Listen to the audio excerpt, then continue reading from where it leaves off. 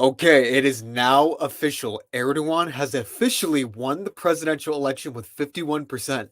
Now, I was not going to make this video, okay? For those of you guys who are watching, I wasn't going to make this video. I was snuggled up. It's Memorial Day weekend. But here we are, okay? All of us have been tracking this about what's going on with Erdogan, and we've been hoping that his opponent, Kemal, would have actually taken the victory, but Erdogan has won.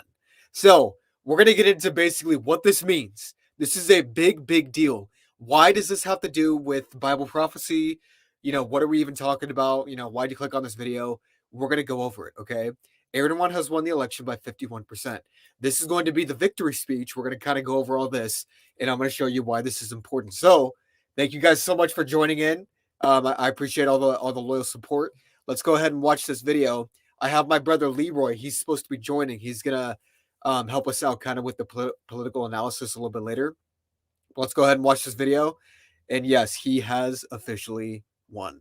See from the pictures, he's singing a song there. It's clearly a very jubilant, happy moment for Recep Tayyip Erdogan, for his supporters, for the ARK party. And looking forward now, he's got to demonstrate that this is an inclusive, happy moment. This was literally 5 hours ago, just so you know, from the time of this recording. As well as those who didn't. I think he's now talking. Let's listen in to what he's saying. Listen to what he says.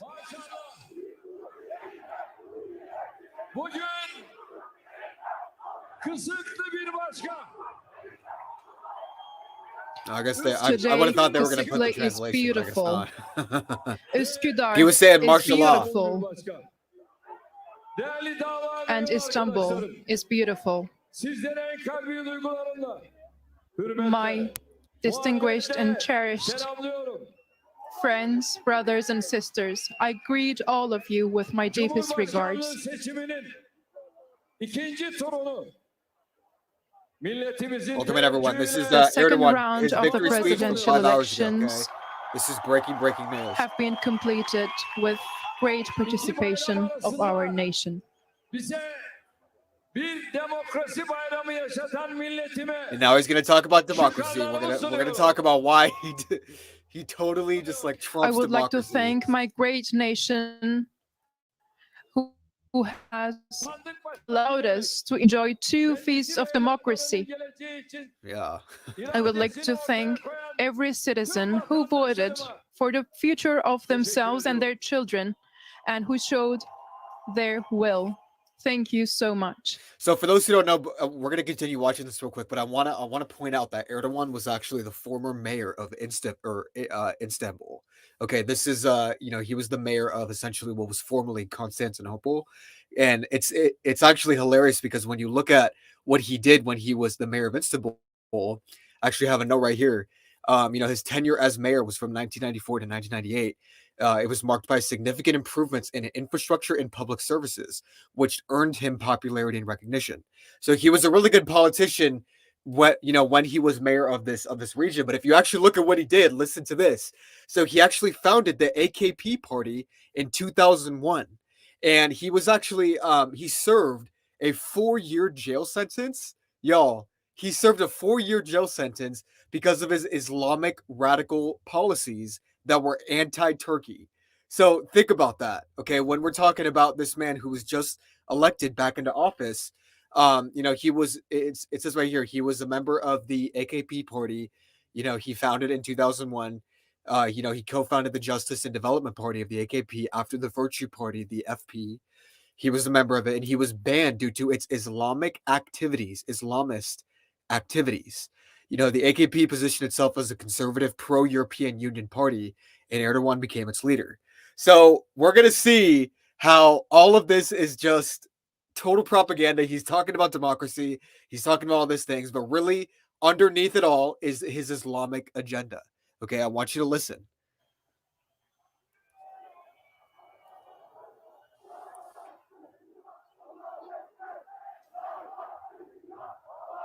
Yeah, he won by 51%.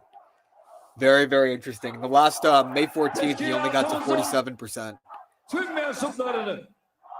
kadın ve gençlik kollarımızı I would also like to congratulate all the members of the organization of our party who volunteered and participated in the election so that the election can be completed with no irregularities. I would like to congratulate our campaign team as well. kadınlarımızı tebrik ediyorum. This is Erdogan's victory speech. I would like to congratulate our women. Tebrik ediyorum.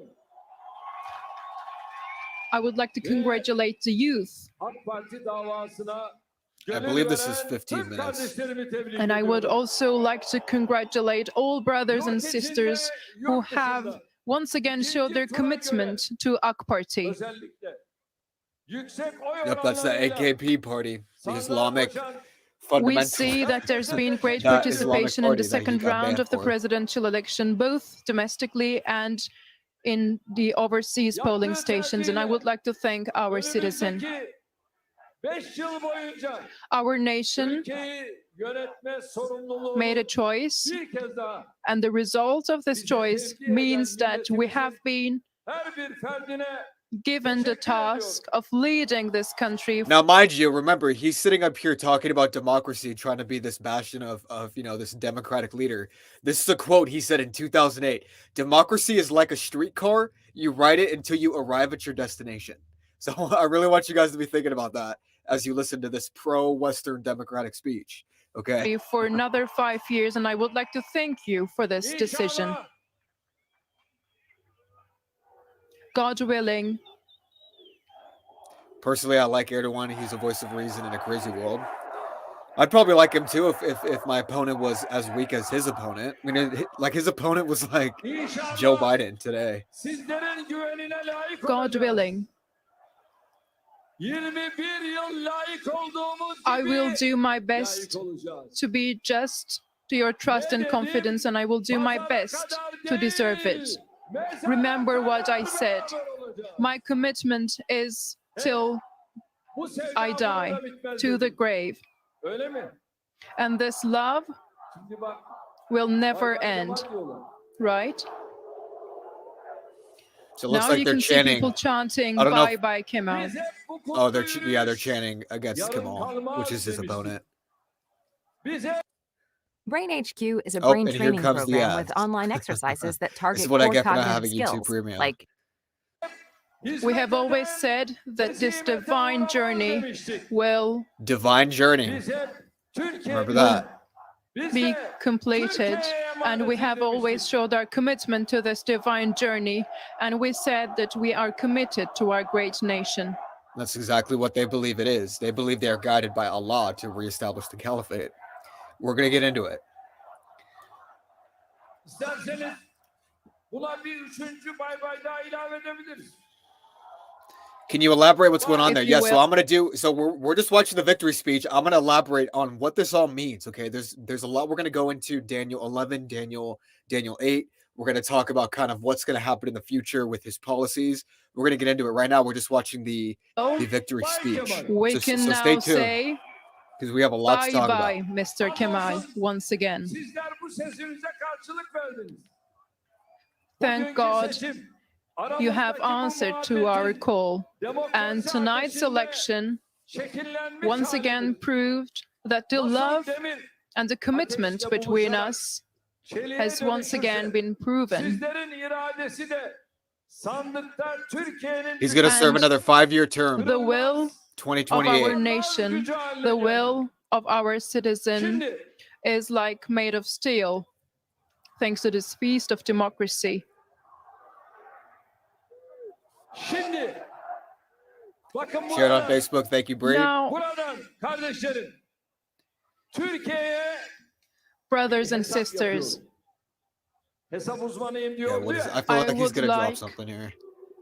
I would like to have a look at the numbers, because as you know, he is an expert of numbers, as he claims. In 2018, the number of MPs of the CHP was 146, and in 2023, the total number of CHP MPs is now 169. Malum toplamda However, %1 bile oya As you sahip well know, olmayan mağlup partilere they have teamed up with certain parties whose total share of votes do not even add up to 1%. şimdi Does 120 anybody know what what is he's the talking about here? result? hesap Now, their total işleri çok number of iyi bilir. MPs is about 129.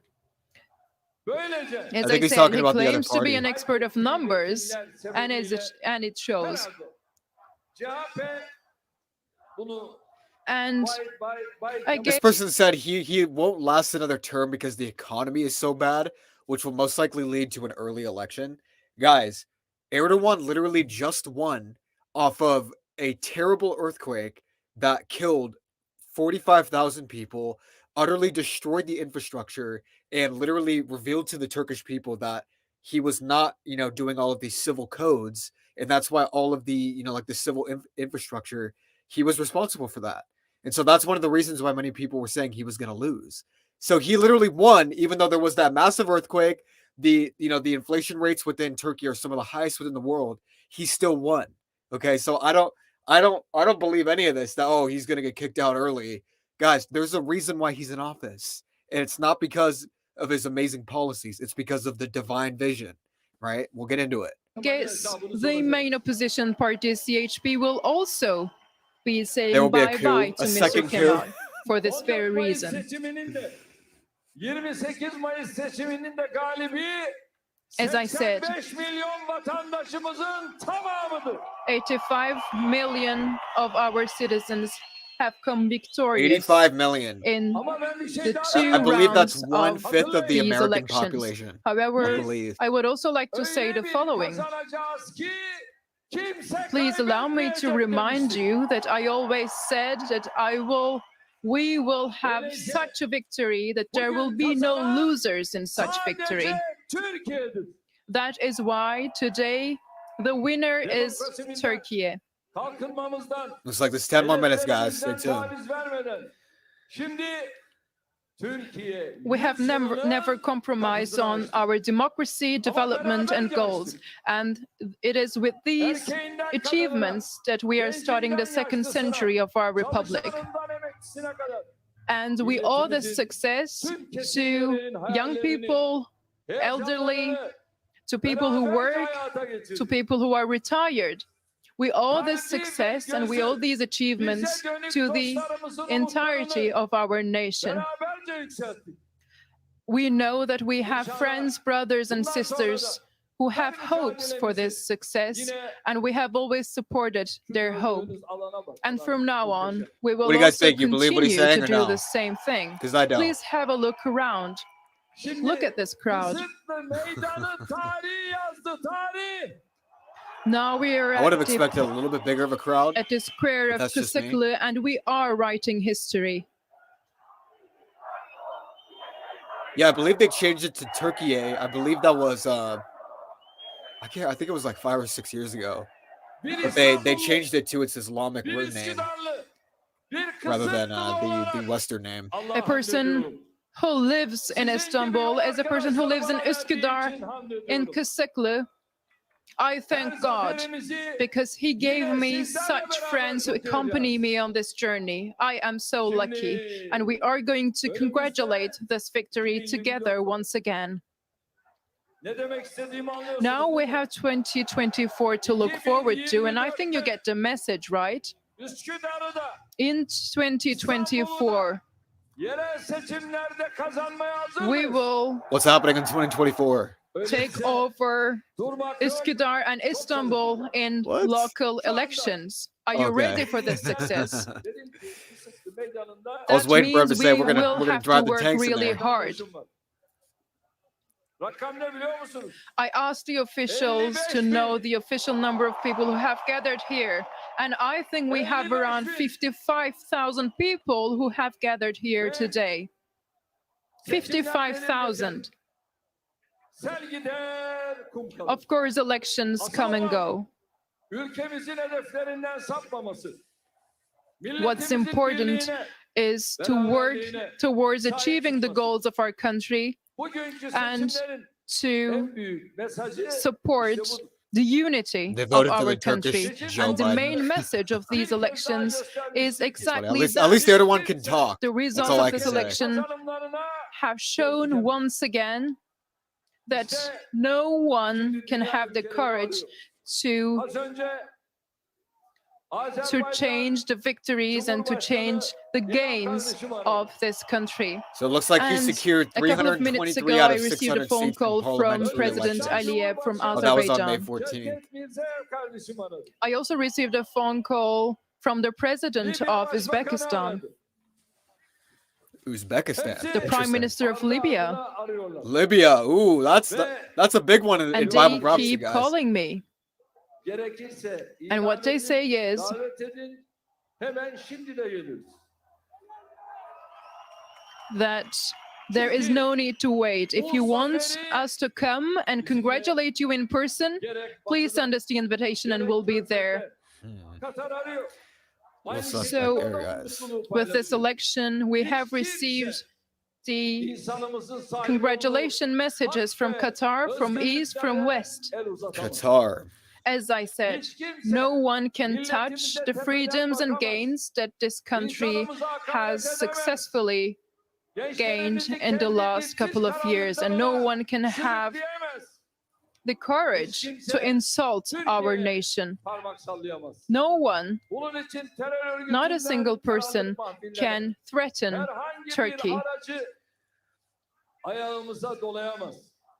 Hiç We kimse got about 4 more minutes on his victory speech. We're going to go over what all And this those means. people Stay tuned, can guys. also not diri olma, threaten kardeş olma, our success with other people and intermediaries. We are going to be one, we are going to be strong, we are going to be lively, and we are going to be brothers and sisters. And we are going to achieve this Ankara together. bulunuysun. İstanbul'un tüm ilçeleri bunu duysun. Kardeşlerim, bu CHP LGBT'ci midir?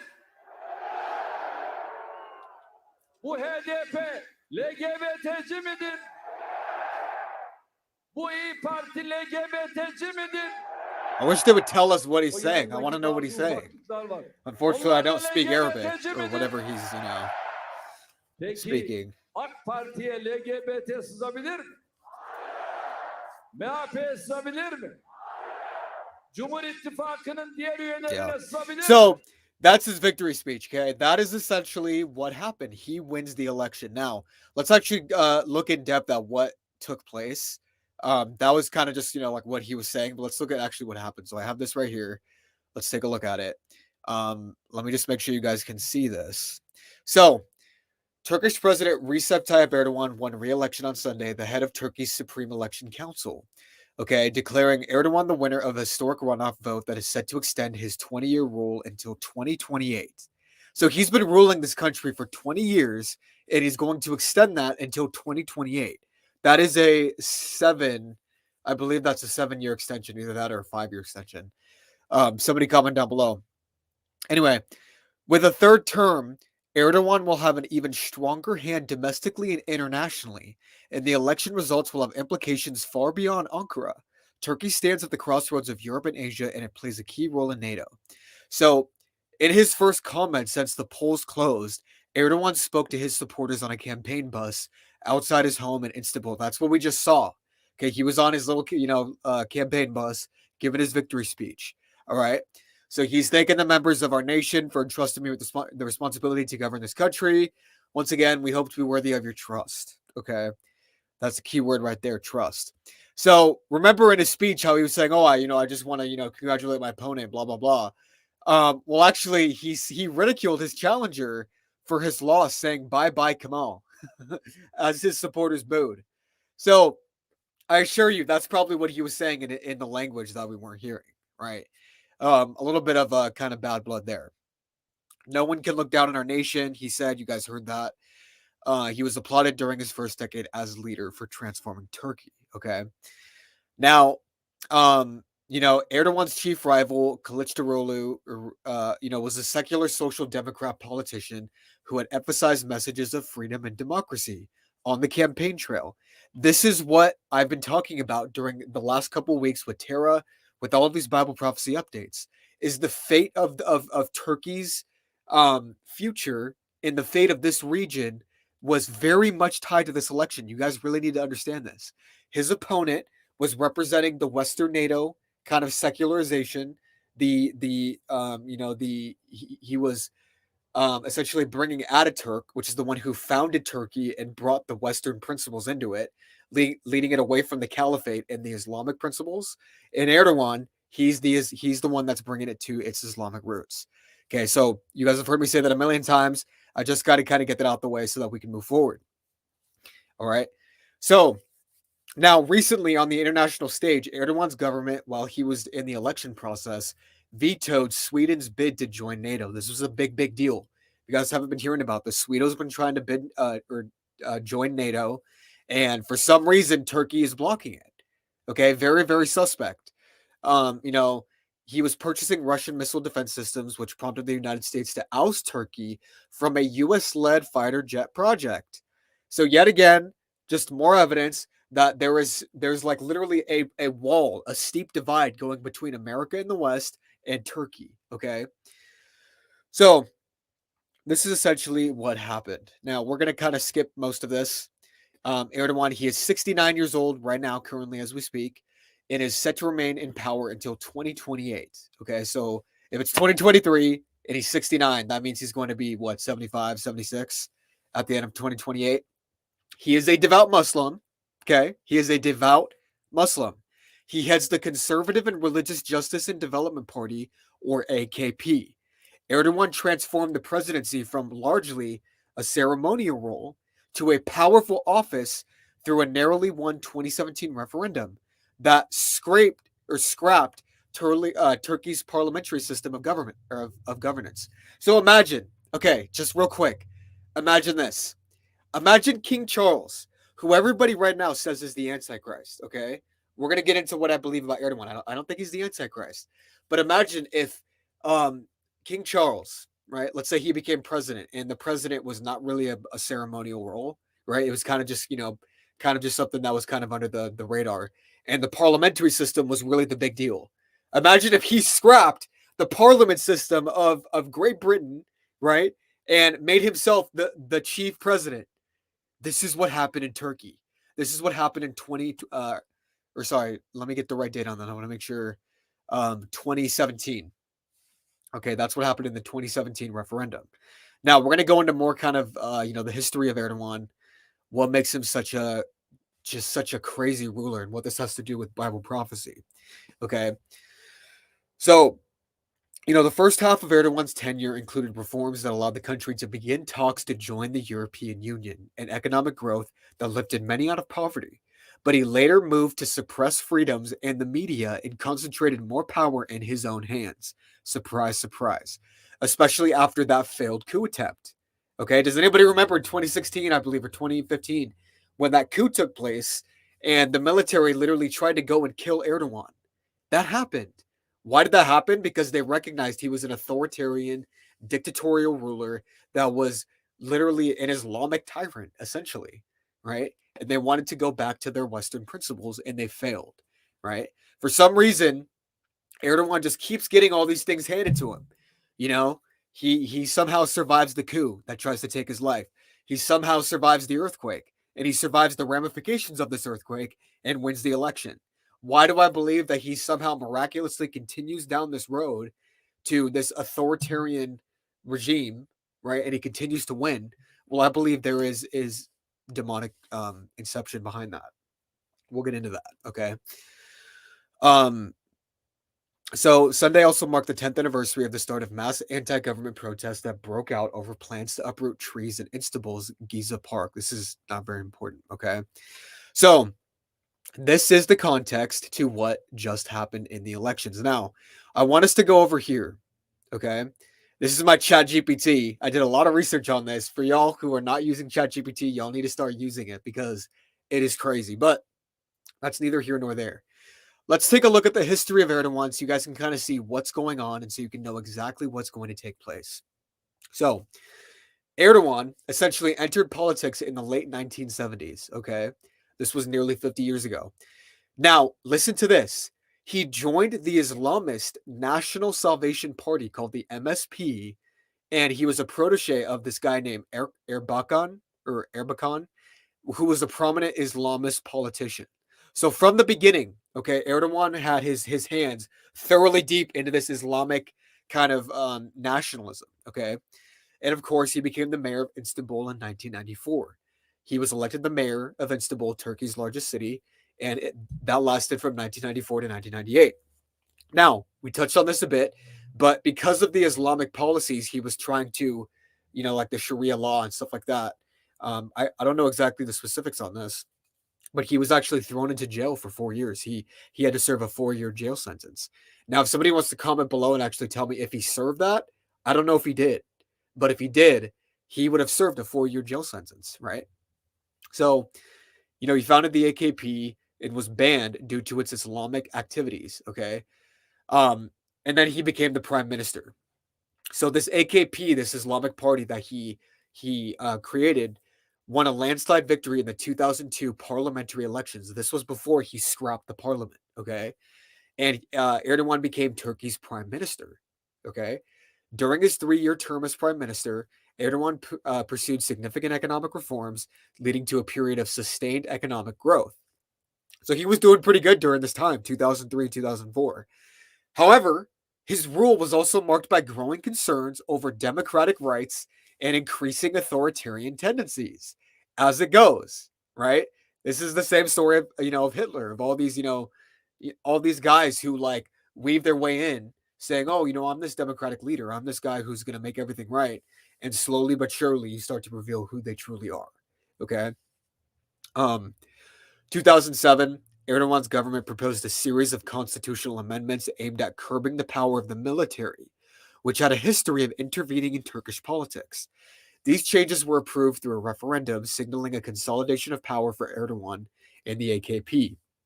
So not only did he have power over the parliamentary system when he became the prime minister, but he also exhibited his power towards the military. This is what led to that coup that took place. Okay. And this led in 2014, not even 10, a decade ago, he was elected as Turkey's president in the first ever direct presidential election. So the presidency, largely a ceremonial role, was transformed into an executive position with expanded powers following a constitutional referendum in 2017. Okay.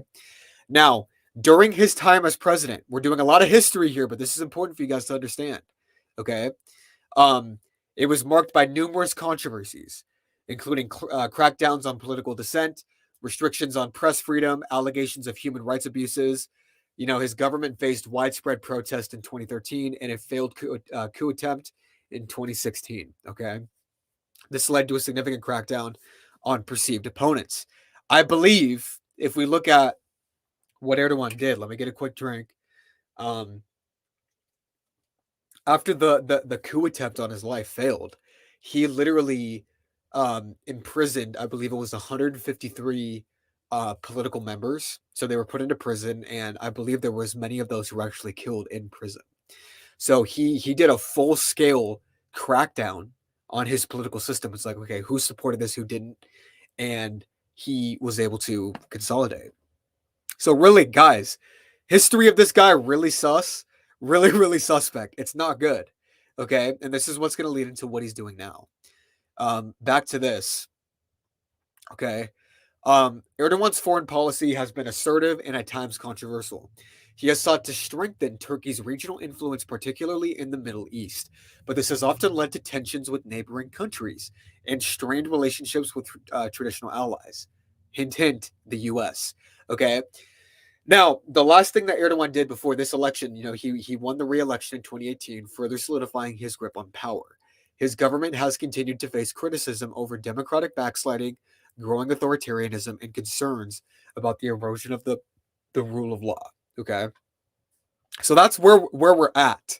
That's where we're at now that Erdogan has won. Is this guy literally has almost total and absolute power of his country, and we're going to see exactly what's going to take place after this. Now, here are a few quotes that I found that I think are very interesting, right?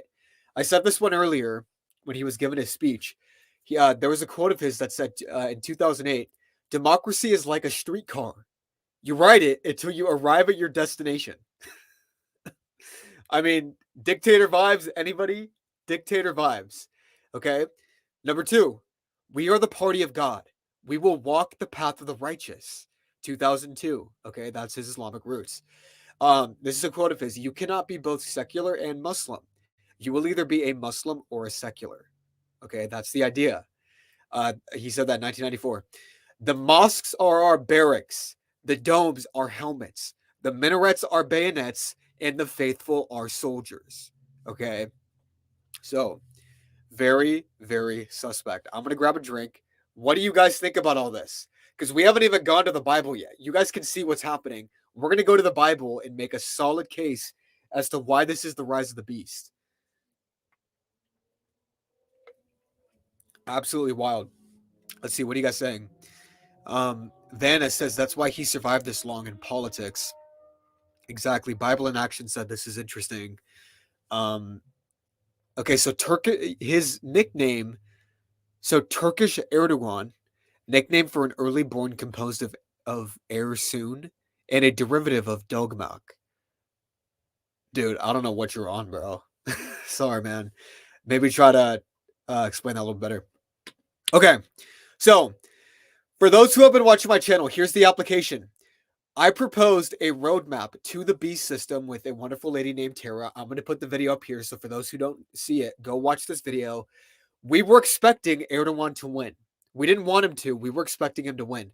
This is in a long list of things that have been happening in this region that is going to lead to the 10 kings of Revelation. Okay. Now we have this, we talked extensively about the BRICS. And, within spot number 3 on the map, we have the Turkish presidential elections that just took place. Erdogan has won. So he has secured a seat. That part of the roadmap is firmly in place. Now we are moving into this thing called the Treaty of Lausanne. You guys have to understand what this is to understand the future of what's going to happen. What is the Treaty of Lausanne? We're going to go over this again. The Treaty of Lausanne is literally about to expire. You have to know what this is. Okay. The Treaty of Lausanne, let's get this up so you guys can see this, was a peace treaty negotiated to settle the conflicts between the Ottoman Empire and the alliance between France, Britain, Italy, Japan, Greece, and Romania at the time of World War I. So the Allies versus the Axis powers, right? You've heard of that. The Treaty of Lausanne was a treaty that essentially was made by the Ottoman Empire, which was the great reigning empire of the Middle East during that time, which encompassed the majority of the Middle East, having its seat in the Turkish Empire. They made a peace treaty with the Western powers. Okay. Now, the original agreement signed in 1920 was called the Treaty of Severus, which divided the Ottoman Empire territories. So the Ottoman Empire lost in World War I, so they came in and they divided the territories up. But after the war, a Turkish resistance movement arose, led by Mustafa Kemal Ataturk. You're going to hear his name all over the place. He rejected the terms of the Treaty of Severus and negotiated the Treaty of Lausanne as a second attempt to reclaim part of the Turkish land. So he's like, guys, I don't want to give this up. We lost, but I'm not gonna let you have all my land, right? Take just a little bit. So we're gonna reject the Treaty of Severus, and I'm gonna propose a different treaty called the Treaty of Lausanne. Okay, and Ataturk became the first president of Turkey after the fall of the Ottoman Empire. Okay, so there were some things that happened. There was a conventional tax on the ships that were sailing through the Turkish Straits, as you would expect in a war agreement. Turkey surrendered countries such as Cyprus, Libya, Egypt, Sudan, Iraq, and the Levant. So that's how much they were in control. Here's actually a map of the Ottoman Empire during the time of the Treaty of Lausanne. Okay, they had full control of the region of the Middle East, even moving into the Balkan states like Bulgaria, Greece, Hungary. Okay. Now, this was the division of the territories during the Treaty of Severus. This is the one that Kemal Ataturk rejected. Okay, this came about in 1920, 1923, where Syria, Iraq, the Transjordan at the time, that's what it was called, and Palestine were all separate states. So they were no longer part of Turkey. They were separate states. That's what this was. Okay.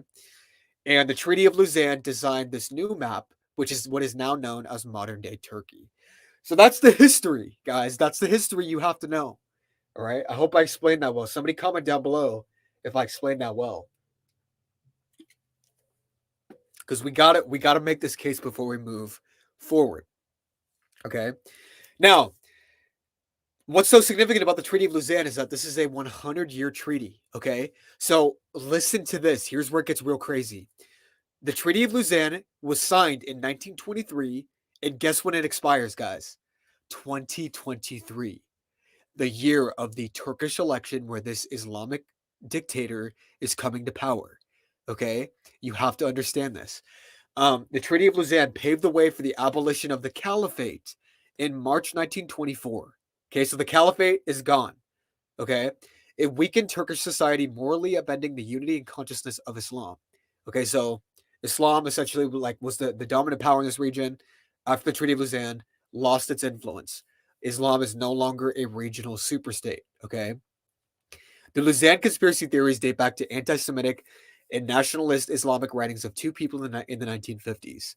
So there was a renowned pro-Nazi author, politician, and a poet who actually is known to be an inspiration of President Erdogan.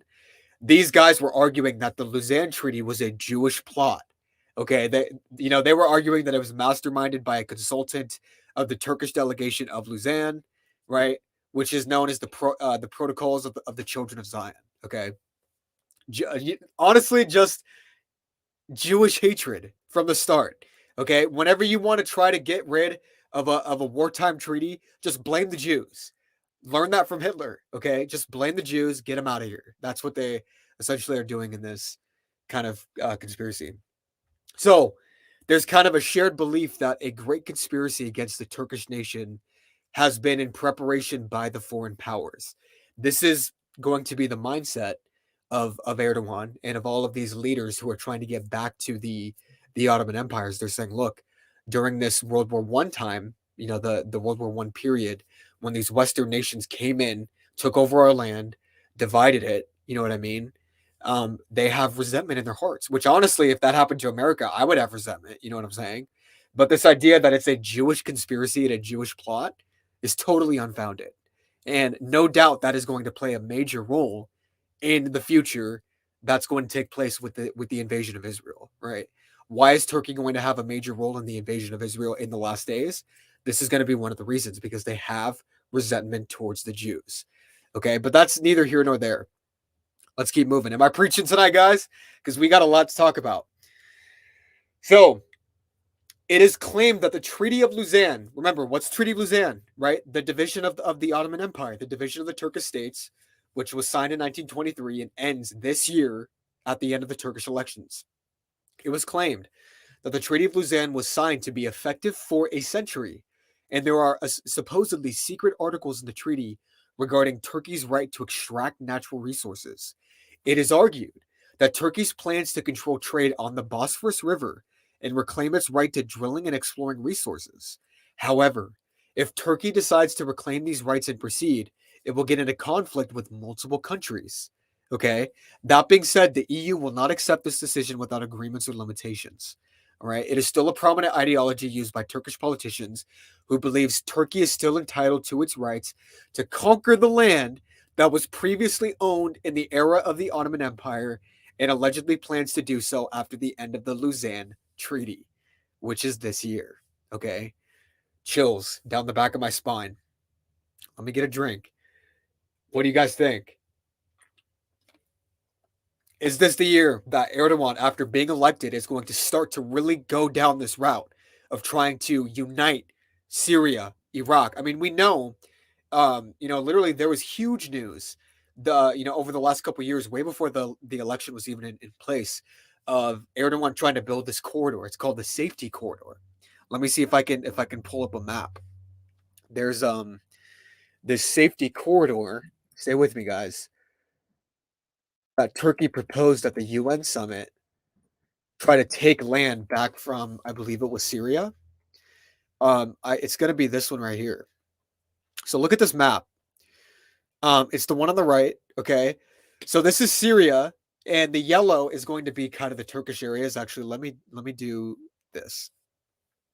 So this is Turkey's safe zone plan. Okay. Now, excuse me. Now the red is going to be Assad's government, which is the Assad government, which is going through this civil war conflict right now. The yellow is going to be the Kurds, right? The Kurds are kind of like the great unclaimed, kind of national identity. It's one of the worst humanitarian crises that's happening right now is with the Kurds. But anyway, if you look right above the Kurds, right above the yellow area within Syria is this safe zone. It's a 32-kilometer deep safe zone that Erdogan is trying to establish in order to essentially take over parts of Syria. So we know that this plan to try to retake parts of the Ottoman Empire are already in place. They're just going under the radar a little bit. You see what I mean? So that's kind of what's going on. Now, back to the Treaty of Lausanne. Now, it's important to understand that some treaties, especially the ones that happened during World War I and World War II, are considered to have an infinite lifespan. Okay, some international agreements have a sunset clause that specifies a time period after which the agreement will no longer be in force. The Treaty of Lausanne does not have such a clause. So Turkey would literally be 100% within its rights to try to reestablish the caliphate. Now, going back to our map, now that the Treaty of Lausanne expires and Erdogan is in office, what is the next step within the map? Watch this. It is the reestablishment of the Neo-Ottoman Empire. Now, Tara, she actually put on here, God bless her soul. I wish I had her on today so that she could be here with us. It can be established in Neo-Ottoman Empire literally after 7/24/2023. So that's going to be from the time of this video within 3 months. So politically, geographically, and from the expiration of the Treaty of Lausanne, the Neo-Ottoman Empire can legally be formed in 3 months. Y'all are not hearing this anywhere else. Y'all are not hearing this anywhere else, okay? So that's that. Now let's go to the Neo-Ottoman Empire. What is that? Okay. Well, it is going to be this. Actually, we don't have kind of a map, but it's essentially what's going to happen under Sharia law. Okay, there's going to be nations under Sharia law. We kind of went over this, but just understand that this could be the formation of the Neo-Ottoman Empire that could take place in the next couple of years. Now, Erdogan only has about another 5-year time span before he has to get reelected again. Okay, we don't know what's going to happen in the next 5 years. We don't know. What does the Bible tell us about this region? This is what I want us to move into. We see what can take place. We can see this empire totally establishing itself right now before our very eyes. But does the Bible actually say that this is going to happen? Because many people right now are focusing on King Charles, right? You guys are going to hear this all over the place. Oh, King Charles just had his coronation. We need to be looking at him. The Prince of Wales. You know what I mean? Clearly, they're forming this coalition. The Bible does not say that, okay? We're going to look at a specific prophecy within Isaiah that's going to make this very, very clear. And then I want to talk to you guys a little bit about the Ayatollahs and their connection to this, Iran. Okay, so stay with me. Okay, let's move over to Jeremiah 51:24. Now, Jeremiah 51:24 is a very interesting prophecy because this prophecy is talking about Mystery Babylon. This is one of the great prophetic utterances before the book of Revelation that describes the fall of Mystery Babylon. Let's read it. Okay, this is Jeremiah 51:24. Before your eyes, I will repay Babylon and all who live in Babylonia for all the wrong they have done in Zion. That's Jerusalem, declares the Lord. Okay. I am against you, destroying mountain. You who destroyed the whole earth, declares the Lord. He's talking to Mystery Babylon here. I will stretch out my hand against you, roll you off the cliffs, and make you a burned out mountain. Okay. Very interesting. No rock will be taken for you for a cornerstone, nor any stone for a foundation, for you will be desolate forever, declares the Lord. Wow. I just had a revelation right there reading it. Let's talk about that in a second. Now, here's where it is. Here's the key. You guys ready? Lift up a banner in the land.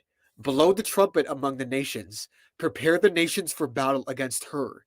Summon against her, Mystery Babylon, the kingdoms, Ararat, Many, Ashkenaz, appoint a commander against her, send up horses like a swarm of locusts. Guys, if you do not understand, if you have not watched my Gog and Magog video with Leroy, if you're watching this, bro, you should have jumped on because this is your key right here, is to talk about these regions. What are the regions of Ararat, Ashkenaz, and I believe, what is it, Mini? Well, what does the Bible say about these regions? Have you guys ever heard of essentially, or let me do this. Okay, before I get too ahead of myself, this is going to be where the biblical land of Ararat was founded. And actually, this is going to be a mountain range. So let's look at this. Okay, if you guys look at this map, we have Turkey. Okay, I can't really make it bigger for you guys, unfortunately. So sorry if it's too small. This is Turkey. The mountains of Ararat are going to be just north. Let's see, northeast of Turkey. So they're going to be in the far east of Turkey, right on the border with Iran. Okay, that's essentially where Ararat's going to be. Now there was a big stir going on, a while back because there was actually a reporter who found Noah's Ark in this region. The Bible actually says that Noah's Ark was landed in the mountains of Ararat. I'm trying to get you guys an article. Let's see if we can So actually, this is from National Geographic right here. That says near the top of Mount Ararat, seen from Armenia in Turkey, explorers claim to have found Noah's Ark. Okay. So a team of evangelical Christian explorers claim they found the remains of Noah's Ark beneath snow and volcanic debris on Turkey's Mount Ararat. But some archaeologists and historians are taking the latest claim that Noah's Ark has been found about as seriously as the past ones. The team claims to have found in 2007 and 2008 7 large wooden compartments buried at 13,000 feet above sea level, near the peak of Mount Ararat. They returned to the site with the film crew in October 2009. Many Christians believe the mountain in Turkey is the final resting place of Noah's Ark, which the Bible says protected Noah, his family, and the pairs of animal species on earth. So that's Ararat. That's apparently where Noah's Ark was found. Now, when Jeremiah is literally saying Mystery Babylon in the last days, he's going to summon the kingdoms of Ararat, Mini and Ashkenaz, to come against Mystery Babylon. Because remember, within the book of Revelation, the beast is going to hate the harlot. Okay? So we know the harlot is the great city that rules over the kings of the earth. That is Mystery Babylon. And the Antichrist, the beast, is going to hate the harlot. He's going to come in. He's going to burn her up with fire. God has put it in their hearts to do so. So when we go back to the prophets and not only rely on Revelation, we see that the actual kingdom mentioned that's going to be the one that comes against Mystery Babylon is Ararat, located in Turkey. That is one indication as to why the beast system is going to be in this region. Now, here's what's even crazier. Look what it says. Summon against her these kingdoms, right? I just said, appoint a commander against her. Guys, who is the commander that's being appointed from these 3 kingdoms? It's the Antichrist. Okay, how do we know this? Well, appoint a commander against her, send up horses like a swarm of locusts. Where do we see the locust come into play within the Bible? Well, Revelation 9, I believe it's Revelation 9 or 11, that talks about the commander that's over them, the angel that rises out of the abyss. His name is Abaddon, who leads the demonic locust army, and they're going to cut through the land, the Middle East, and destroy these regions. Okay, so the beast is coming out of Turkey. That is one of the key indicators from this verse. Now, here's the revelation I just had. I need to take a step back because this is absolutely wild. This literally just came to me. This might be the Holy Spirit. I don't know. You guys need to test all the spirits. Test this. Okay, don't take my word on it. Now, remember how the Bible says that Jesus Christ is the cornerstone. Okay, he is the stone that the builders rejected. And from the stone that the builders rejected came a mountain that grew up into the whole earth. So from the stone that they rejected, which is Jesus Christ, the kingdoms of the world did not accept his rule.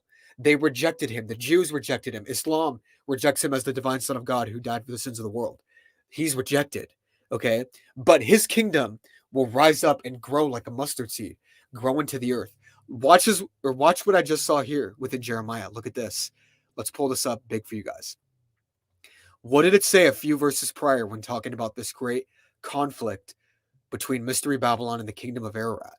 Okay. Before your eyes, I will repay Babylon and all those who live in Babylonia for all the wrong they have done in Zion. Okay. So they're doing wrong in Jerusalem, in Zion. I am against you destroying mountain. It's a dichotomy there. You who destroy the whole earth. I will stretch out my hand against you, roll you off the cliffs, and make you like a burned mountain. Here's where it is. You ready? Okay, my computer's being slow, guys. Of course. The devil's gonna get this right when I freaking give the give the key point. Okay, here it is. Are you ready? No rock will be taken from you for a cornerstone, nor any stone for a foundation, for you will be desolate forever, declares the Lord. What does this mean? This means Mystery Babylon, whatever Mystery Babylon is claiming to be a cornerstone for the world to be built on. It is a spiritual deception, a spiritual cornerstone, right? Jesus Christ is the rock that's rejected. Babylon is the rock that is accepted.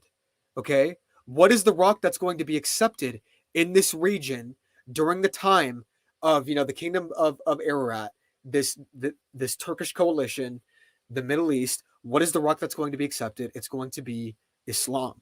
That is what it's going to be. And what does the God of the Bible say right here? No rock will be taken from you, Mystery Babylon, for a cornerstone, nor any stone for a foundation, for you will be desolate forever. Okay? Only the kingdom of God under the Son of God is going to be the kingdom that lasts forever. Take with that with what you will. That just kind of came up from nowhere. Take with that from what you will. Now, let's move on. So I want us to move to the final part of this video, which is where I'm going to make a solid biblical case from the book of Daniel of what I believe is going to happen next. Okay. So you've seen all of this. Erdogan, he's elected. The Treaty of Lausanne, it's expiring. We know from the Bible within Jeremiah, there's a commander that's coming from the kingdom of Ararat who's going to march out into the Middle East and destroy the region, especially Jerusalem. Okay. The time of Jacob's trouble. Now, what can we learn from Daniel within this great apocalyptic kind of era? And what is this going to relate to us? Give me just one sec.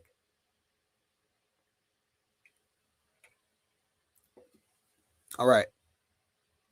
So Daniel is going to give us a zoomed in perspective. Okay. We saw a very macro perspective. Now we're going to zoom in and see exactly what Daniel's saying.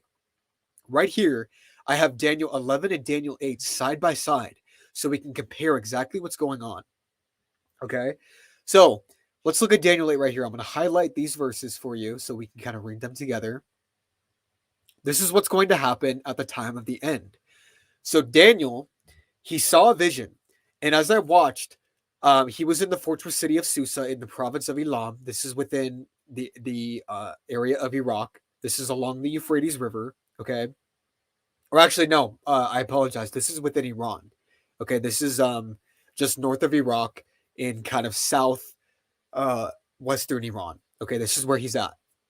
So I saw in the vision that I was beside the Ulai Canal, and I looked up, and there was a ram standing beside the canal. He had two horns. The two horns were long, but one was longer than the other, and the longer one came up last. Okay, and I saw the ram charging to the west, to the north, and to the south. No animal could stand against him, and there was no rescue from his power. He did whatever he wanted, and he became great. Let's look at the map of this. So they should have a map for Daniel 8, which, of course they don't.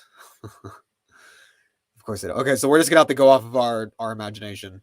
So remember, he's standing in the Ulai Canal, which is in Iran, and he sees a ram standing there. So what do we know? We know the ram is going to come from Iran. We're going to get later revelation from this as we look at the interpretation. The ram is going to be an Iranian beast, whatever that means. It has 2 horns and it charges out. Okay. Now, as I was observing the ram, a male goat appeared coming from the west. Now, this is west of Iran, across the surface of the entire earth without touching the ground. The goat had a conspicuous horn. Within the interpretation, a lot of people won't tell you this. It actually, says the horn of a vision. Okay, we're going to get into kind of what that means. Keep that in mind. The horn of a vision, a conspicuous horn between his eyes. He came towards the 2-horned ram that I saw standing beside the canal and rushed at him with a savage fury. I saw him approaching the ram, and infuriated with him, he struck the ram, breaking his 2 horns, and the ram was not strong enough to stand against him. The goat threw him to the ground and trampled him, and there was no one to rescue the ram from his power. Then the male goat, here it is, acted even more arrogantly than the ram. And when he had become powerful, the large conspicuous horn, or the horn of the vision, was broken, and 4 conspicuous horns came out of its place, pointing towards the 4 winds of heaven. This is, of course, where the little horn comes from. We're going to skip this part. This is where the Antichrist is going to come from. Okay? Now, when we look at the actual interpretation of the vision, right? Daniel, he's standing there. He's like, bro, what the heck? Like, what is going on? This is crazy. He asked the angel, he's like, dude, what's going on? Right? I mean, obviously he didn't say it like a freaking frat boy, but he said it in whatever terms he was saying it. So he heard a human voice calling from the middle of the Ulai, which is the river within Iran. Gabriel explained the vision to this man. So he approached where I was standing, and when he came near, I was terrified and fell face down. Son of man, he said to me, understand that the vision refers to the time of the end. Guys, if anybody tells you that this vision is talking about Alexander the Great, or is talking about the Persian Cyrus king, Cyrus the Great, they are wrong. This vision is about the time of the end. The verse literally translates to the latter end of the indignation, the latter years. All of the prophecies of Daniel 8 and Daniel 9, while they have dual application to Alexander the Great and the historical precedent of what happened under Antiochus, it is ultimately fulfilled in the future. You cannot deny this if you clearly read the text. So whatever's happening within Daniel 8 and Daniel 11, this is all going to take place from the beginning to the end of the verse in the future. Okay? If you guys want more discussions on this, watch my videos on Daniel 2 and Daniel 8. Okay? But let's move on. While Gabriel was speaking to me, I fell into a deep sleep with my face to the ground. Then he touched me and he made me stand up. And he said, I am here to tell you what will happen at the conclusion of the time of the wrath. Even more evidence. At the end of the indignation. At the conclusion of the time of the tribulation. Because it refers to the appointed time of the end. The 2-horned ram that you saw represents the kings of Media and Persia. This is Iran. The shaggy goat represents the king of Greece, Yavon. This is Asia Minor, Turkey, parts of the Ionian Islands as well. Okay. And the large horn, the horn of the vision, the conspicuous horn between his eyes represents the first king. There's a mystery here. Okay. The first king of Greece. Now listen to this. A lot of people are like, oh, that's Alexander the Great. Like, what are you talking about, dude? That's Alexander the Great. Alexander the Great was the 27th. It's either the 27th or the 23rd king of Macedon. He was not the first king of Greece. So there's something really wrong with this paradigm that they're telling us, okay? Because he was not the first king of Greece. Who would be the first king of Greece within the future, the modern day? It would be the first caliph leader who would establish himself as the caliph leader. Okay, we'll kind of get into that. Okay, if Erdogan, here's kind of the application. Imagine this. Imagine Erdogan, after being elected, okay, literally establishes himself as the first king of his new empire, the Neo-Ottoman Empire. He would be the first king of Greece, right? The first caliph leader. That's essentially kind of what is a possibility. It's not 100%. Don't crucify me in the comments. I'm not saying this is going to happen. I'm just saying it's a possibility, okay? We need to be wise and be looking at all possibilities. Let's get this back up. So this prominent horn is the first king of Greece, okay? The four horns that took place out of the broken horn represents the four kingdoms that will rise from that nation, but without its power. So these four horns are going to arise out of Asia Minor Turkey when Asia Minor Turkey is broken and divided into four different regions within the last days, four different kingdoms. Okay. Near the end of their kingdoms, when the rebels have reached the full measure of their sin, guys, I can't continue to say this without speaking what the Holy Spirit is telling me. Okay. What is Daniel trying to tell us? What does Daniel trying to tell us when he says, when the rebels have reached the full measure of their sin? Okay, what does this say right here? Have become complete, when their sin has become complete. The sin of what? The sin of these kingdoms. What are these kingdoms doing? They're setting themselves up in opposition to the kingdom of God. Who are these rebels? It's a theocratic rebellion. It's an Islamic rebellion. That's what's happening here in the last days. Okay, I have to say this, unfortunately. After the rebels have reached the full measure of their sin, a ruthless king, skilled in intrigue, the verse literally says he will have a great understanding of riddles. Okay, he's skilled in intrigue, will come to the throne. His power will be great, but it will not be his own. He will cause outrageous destruction and succeed in whatever he does. He will destroy the powerful along with the holy people. He will cause deceit to prosper through his cunning and by his influence. In his own mind, he will exalt himself. He will destroy many in a time of peace. That's the false peace. And he will even stand against the Prince of Princes. The Prince of Princes being the Prince of the Covenant, the Messiah, Jesus Christ. This guy will literally set himself up in opposition to the Lamb of God. This is why these kings are making war against the Lamb of God. They're setting themselves up in opposition. Yet he will be broken, not by human hands. Now you are to seal up the vision, because it refers to many days in the future. Daniel was overcome and lay sick for days. Then I got up and went about the king's business. I was greatly disturbed by the vision, and I could not understand it. This is what's going to happen. So, having an understanding of what's going to happen within Daniel 8, here's what we know.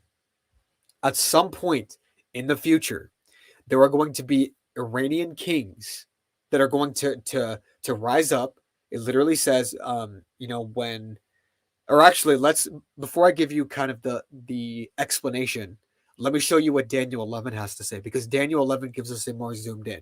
Okay, Daniel 8's a mini zoom in.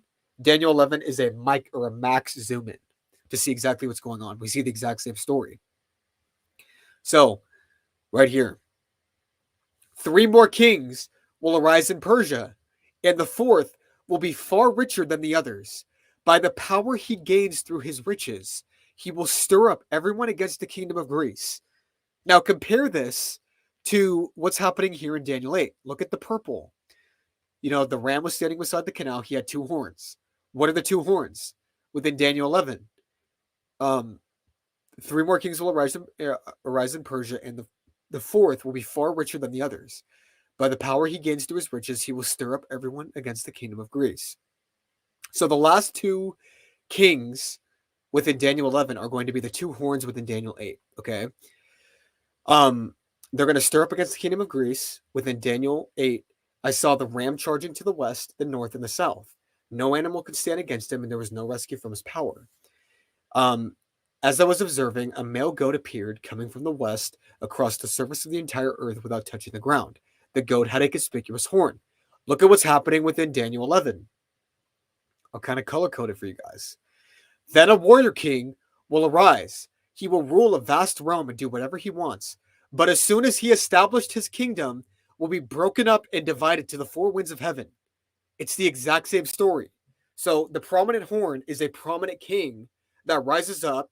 He defeats these Persian kings once they butt out into the Middle East, and he's going to grow great, but then he's going to be broken somehow, whether that's in battle or whether he dies, whatever the Bible doesn't tell us. And his kingdom is going to be divided into 4 essential provinces, regions, kingdoms. This is where the Antichrist is going to come from. So, do I think that Erdogan is the Antichrist? Absolutely not. because we know that this prominent king has to arise within the region of Greece, Turkey, and reestablish this kingdom. So I do not believe Erdogan is going to be the caliph. Now, as for the kings, here's what's interesting. What is happening within Persia right now that relates to all of this? Because we know, according to Daniel 8 and Daniel 11, Persia is the one that kicks everything off. Iran is the one that kicks everything off. Guess what happened in the last 50 to 60 years? The last century, during all of this Treaty of Lausanne, during all of this stuff, what has happened? Iran has become an Islamic state. Look at this. After the Shah of Iran was deposed by the first Ayatollah Khomeini, what happens here? The Ayatollah Khomeini, this is the one that's before the Ayatollah right now, was an Iranian political and religious leader who served as the first supreme leader of Iran, the first dictator of Iran from 1978 or 79 until his death in 1989. He was the founder of the Islamic Republic of Iran. That is the idea. Now he died, and then there's going to be the second Ayatollah that's in power currently. This is not correct. It's not Khomeini. I believe it's Khomeini. Because for some reason they have to have the exact same name. I literally always get their names wrong. Okay. Okay, so it's Ayatollah Khomeini. This is the guy that's ruling right now within Iran. Okay, so he's ruling over the Islamic Republic of Iran. Okay. He is a Shia majority leader. Okay, that's very significant. He took office in 1989. He served as the third president of Iran from 1981 to 1989. Khomeini is the longest serving head of state in the Middle East, as well as the second longest serving Iranian leader of the last century, after the Shah Mohammad Reza Pahlavi. Okay. So this guy is literally 86. This guy's literally on death's door. So when this guy dies, right? Remember how within Daniel 8 and Daniel 9, it talks about the rising of these Persian kings. Why does it talk about them as the start? It's because they are the start of the Islamic republics. They are the start of the Islamic empires. Okay. And we're going to see more Islamic Republic leaders after Khomeini dies. He's going to die probably within, the next at least 5 years, most likely. And we're going to see another Iranian king that rises up. And what's interesting, guys, is that the Bible talks about the last two kings. Because remember, there's 4, right? If, in fact, when the Islamic State of Iran was established by the first Ayatollah, he could possibly be the first king. Then you have Khomeini, who's ruling now. He could be the second king. And the last two kings within the prophecy rise up at the same time. So when this leader dies, we could literally see the rise of the last two Persian kings rising up. And they could start budding out of the Middle East, which starts the Great Tribulation. Now, what do I predict is going to happen with Turkey after the elections?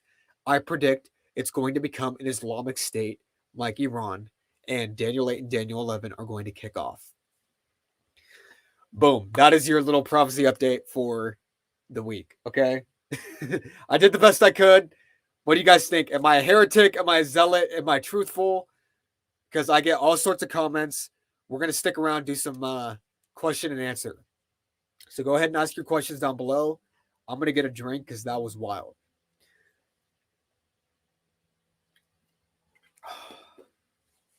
Man, okay.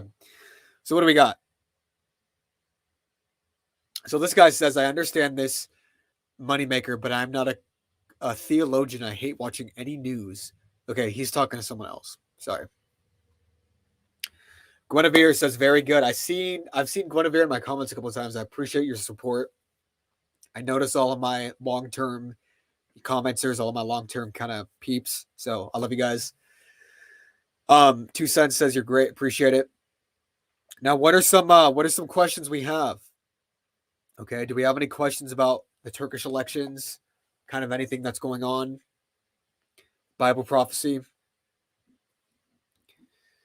Man, you guys are quiet. I'm not used to having a quiet audience. There's 277 people on here. You guys don't have a freaking question? Do I think the USA will become Islamic country too? Absolutely not. Heaven and hell will cease to be existing before America becomes an Islamic state. Literally, if that ever happened, that would be the most out of touch thing I could possibly imagine. Right? I mean, yeah. So I'm gonna go ahead and say no on that one. How long do you think until Turkey starts its march? If you say it's march in terms of its kind of conquest, honestly, I don't know. There's so many different scenarios of what could take place. You know what I mean? There's so many things that could happen. Erdogan literally could, seeing the fact that his election was so hard fought and seeing the fact that he's kind of losing support because the majority of his wins were pretty landslide, right? But he actually had his hardest fought election. So Erdogan could see this and say, look, I only got 5 more years, kind of like with what Putin did. Putin's like, dude, I don't got much time left. If I don't do something for the Russian Republic, I'm not going to stay in power. So I'm going to go ahead and make a claim for Ukraine. We could see this exact same thing happen with Turkey. I could see it happening within the next couple of years, right? Which would be devastating. So, what do you think should the people in the Islamic countries who are living as minorities do when the 10 kings? Okay, let me get a. What do I think the people in the Islamic countries do when the 10 kings start their reign? Okay, so here's what I believe is going to happen. If you're living in an Islamic country right now, okay, you're living in Iran, you're living in, Saudi Arabia, okay, you're living even in Jerusalem. You need to continue to be a faithful witness. This is something that God is putting on my heart within this channel to speak to those people who are in those regions right now. During the time of Revelation, what does it say when the beast rises up in Revelation 13? It says, anybody who is to be taken captive is to be taken into captivity. Anybody who is to be slain by the sword is to be slain by the sword. Here is the call for the patient endurance of the saints. We are not called to run away from the battle. We are called to run towards the battle. This is what God is going to require from you if you are living in this region right now. We are seeing the rise of the Islamic Caliphate that is going to literally proclaim itself as the Antichrist kingdom of the last days. So they're going to start beheading people.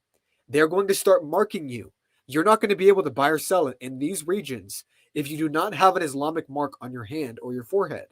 Okay? You need to be faithful unto death. Okay? Many will fall away, many will hate one another, and many false prophets will arise and cause many to run to and fro, but the one who endures to the end will be saved. So do not run from the fight. You need to stay within the fight. Okay? There's my little pep talk. More questions, guys.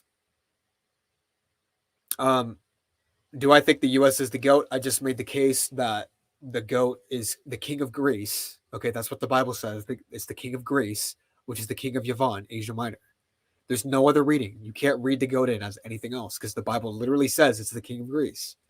Okay. Catholics created Islam. They will merge. This is a common, dangerous lie. Okay. There was a man who literally wrote this book and was a total charlatan, kind of like Joseph Smith, that claimed that Islam was created by the Catholic Church. What does this mean if you believe this? This means that the Catholic Church is primarily the beast system that created Islam. And so we should be worried about the Catholic Church. This is a demonic lie from hell. Islam was not created by the Catholic Church. If you know anything about the history of Islam, you would know that. Okay. We can go into the history of Islam. I'm literally preparing for a debate with Zabe, which actually, for those who have been watching my channel, we're moving to July 20th on the preservation of the Quran, on the history of Muhammad. To say that the Catholic Church somehow had anything to do with this Arabian phenomenon that happened in this region is a lie, and it's dangerous. And I pray that you would not believe this because it's a dangerous truth. Okay. More questions, guys. Sandra, thanks for the donation. What will affect America and how long before all of this falls into place? Okay. So the only way that I see this affecting America is that America is just going to continue to decline.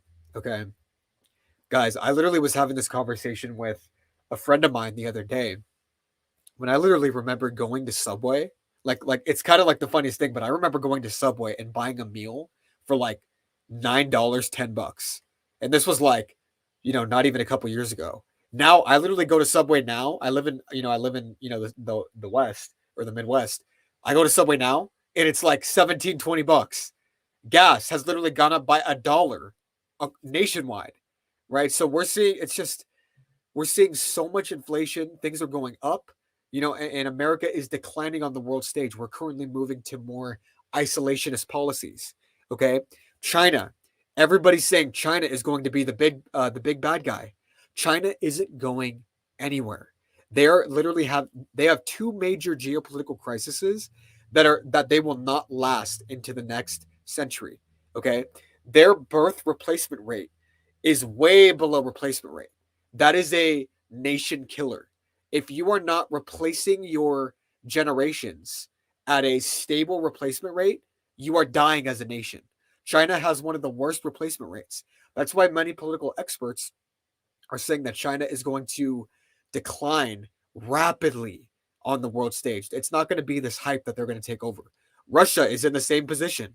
Many political experts essentially claimed they had to invade Ukraine in order to stay a prominent political power in the world, because if they didn't, their replacement rate is just as bad as China's, right? These nations are dying nations. So is America. We are a dying nation. Our replacement rate is just above China's, I believe, by a little bit, by a margin. If somebody wants to put in the comments what our replacement rates are, but they're not, right?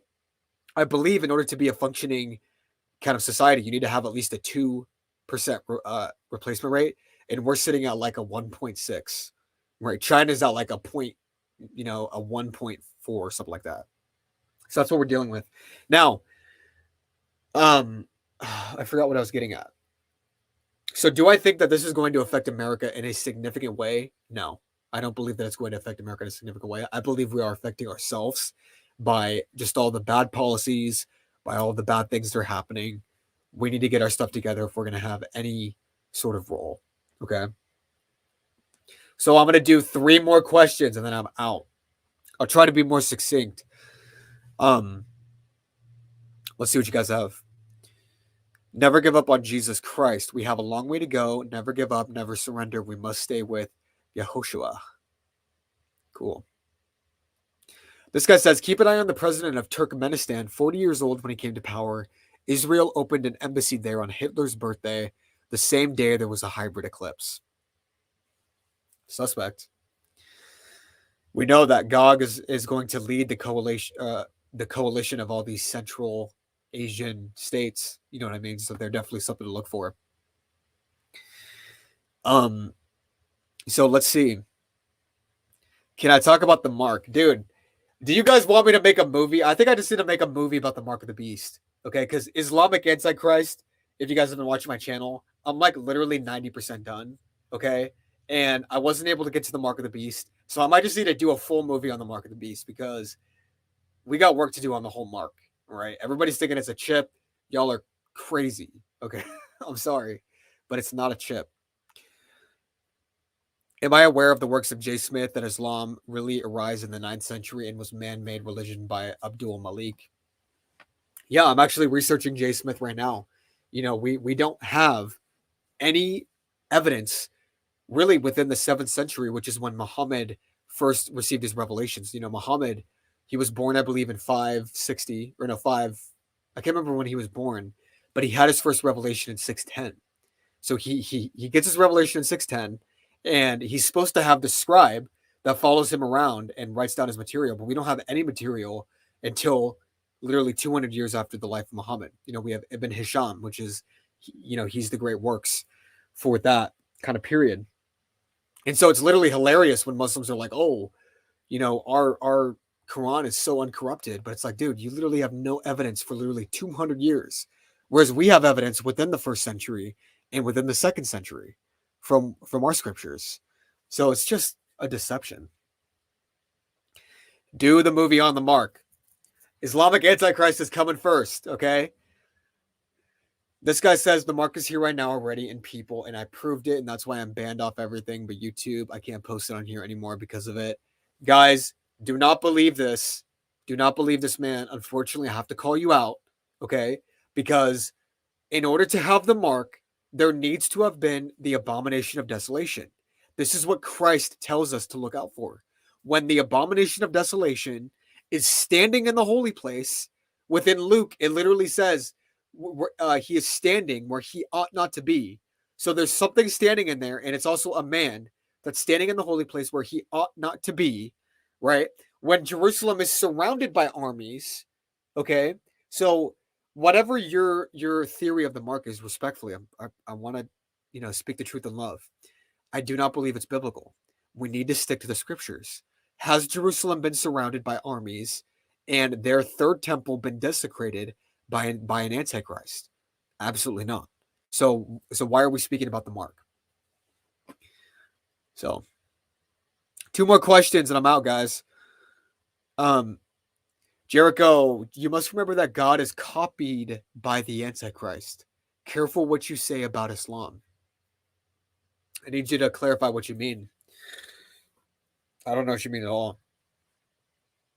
Eric says, thank you, brother. Stay steadfast. I love you guys. Please explain to me about the abomination of desolation. Okay, let's just finish with this. Somehow I literally all my lives, my last 2 questions are always about the mark and the abomination of desolation. Every single time. So you guys really want to know. So let's see what the Bible says about the abomination of desolation. We have multiple accounts of what's going to happen. Like what I just said, the abomination of desolation, Jesus Christ says, when you see the abomination of desolation, flee to the mountains. So there's a warning to those who are literally living in Jerusalem at the time of the end. When you see standing in the holy place, you are to flee. Okay. Within another account, it's either in Mark or it's in Luke, says when he is standing where he ought not to be, flee to the mountains. So when the Antichrist is standing in the holy place, flee to the mountains. Within Daniel, we see that forces from him will rise up and desecrate the temple fortress. So there's a desecration of the temple fortress that's going to take place under the Antichrist. Okay, that's part of the abomination of desolation. So the abomination of desolation is essentially the abomination that makes desolation. Think about that. It is some sort of abominable thing that makes desolation. Within Daniel, there's all this imagery of desolations are decreed on him. The angel literally tells Daniel, the time is not yet until the decreed time of desolations are poured out on the desolator. So there's some sort of, like, literally the chief event, kind of how, Christ, the foundational event for all of human history found its place within Christ when he died on the cross. And, essentially that's the going backward and forward in time. That's the chief foundational era of history. The Antichrist is going to mimic this. He has his own sort of thing that's going to take place that he's going to set up. You know what I mean? So there's a lot more that goes into the study. I wish my brother Leroy was here so we can kind of go into it. But yeah, that's kind of what it is. So Shlama says, talk about misinformation. Tell me what misinformation I said. I would love to discuss this with you. We're live.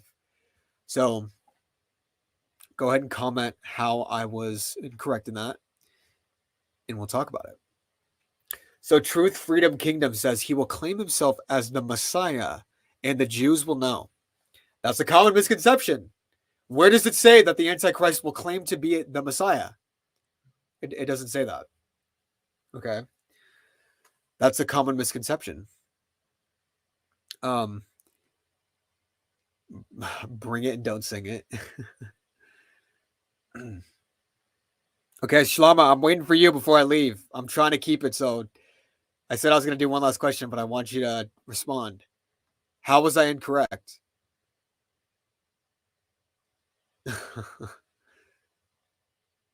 He says, what a holy man you are, huh? See, It's like, guys, somehow, I mean, what's with the ad hominems? I'm not here to talk about who I am. Let's just talk about the truth. What is it that I said was incorrect?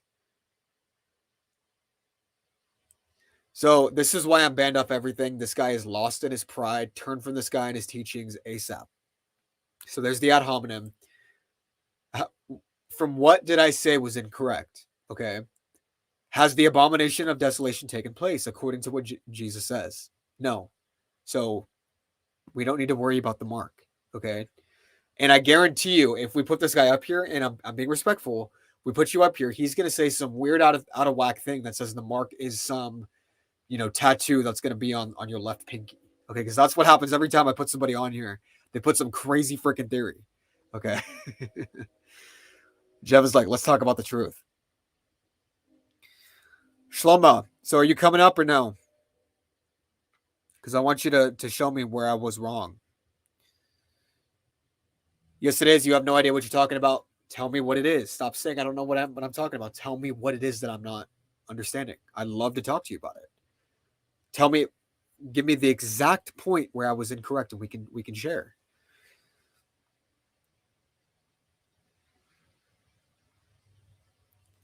Dude, bring me on your show and you'll walk me quick with your head down because I'll prove beyond a shadow. See, it's just we got to show these brothers love, okay? Because there's a lot of pride and arrogance. I love you, my brother, but if you're not gonna say what it is that you believe, Leslie, thank you for the $4.99. Appreciate that. I'll do one more question because nobody wants to come on and actually give their view. Everybody just kind of wants to attack. So what's a question somebody has? Adam says, when is the next time you're doing this? Guys, I am swamped. Okay. I'm doing cinematic shorts for you guys. I'm working on Islamic Antichrist, the movie, and I'm doing all sorts of podcast episodes with Tara, and I work a full-time job. So I'm working hard. Okay. I'll try to do more of these so where I can kind of directly talk with you guys. But right now I'm really focusing on the cinema aspect of Kingdom Covenant because the next short I have coming out, y'all are not. This short is about to be so freaking nuts.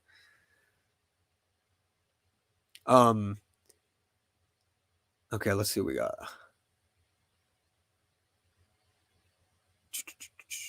Two Cents said I had a question. Wants to go ahead and redo your question.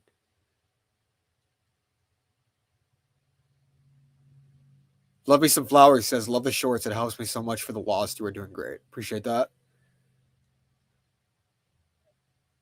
Okay. So we'll give it like 2 more minutes. Somebody give me a good question and I'm out. Okay. Do I think the rapture will be soon? No. If you want a better answer to that, somebody ask it again.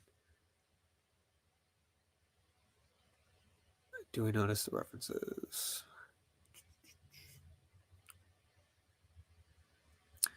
Okay, guys, one more question. Let's get it. Give me a banger question. Do I have a Patreon or how to support you financially? I do have a Patreon. If you go to Patreon at Kingdom Covenant, I do have a Patreon. You can either do that or become a YouTube member. I'll put the links in the description. Thank you for that. If you want to support, that would be great.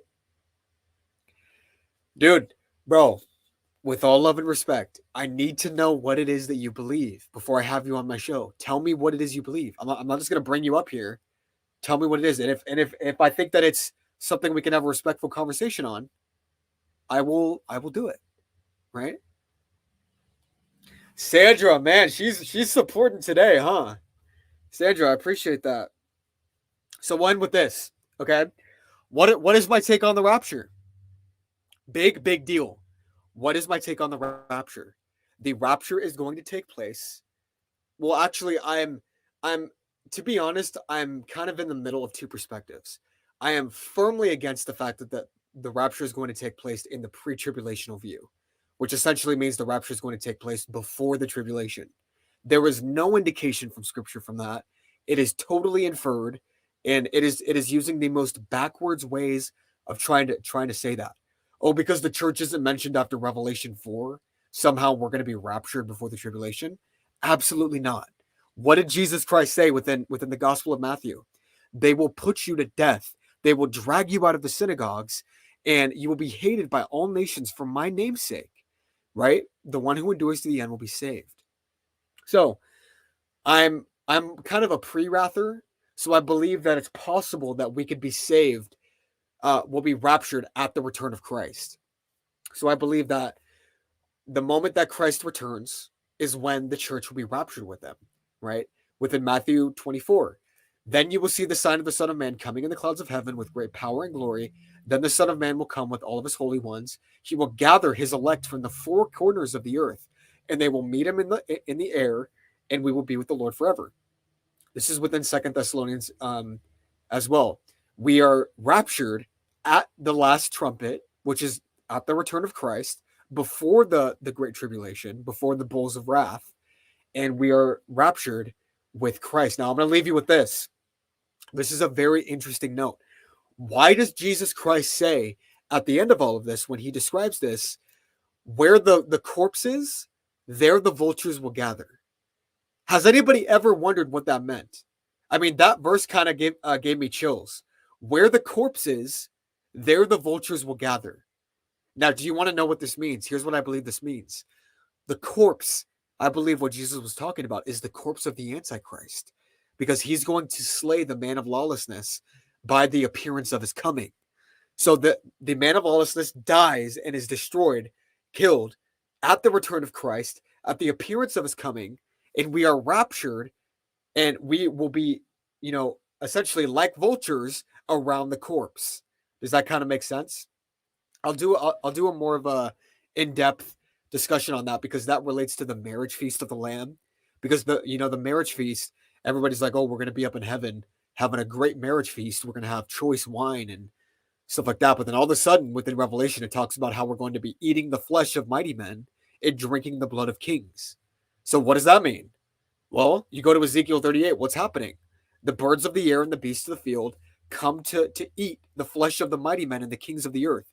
We are going to participate in the marriage supper of the Lamb when the Lamb of God comes to kill the kings of the earth that come against him and his kingdom. We're going to share in that. So it's very clear from the text. Sandra also gave another $4.99. So who will inherit the earth with the new heaven and the earth? Those who are written in the Lamb's book of life. Okay. Anyone who is written in the Lamb's book of life will inherit the kingdom of God, the new heaven and the new earth. Only those who are washed by Christ's blood on the cross. Okay. So yeah, that's it for today, guys. Thank you guys so much. I'll put the links in the description if you want to support. I have a Patreon. You can also become a YouTube member as well. And get ready for a fun month, because we have a lot of cinematic stuff coming out from Kingdom Covenant. I love you guys, and peace.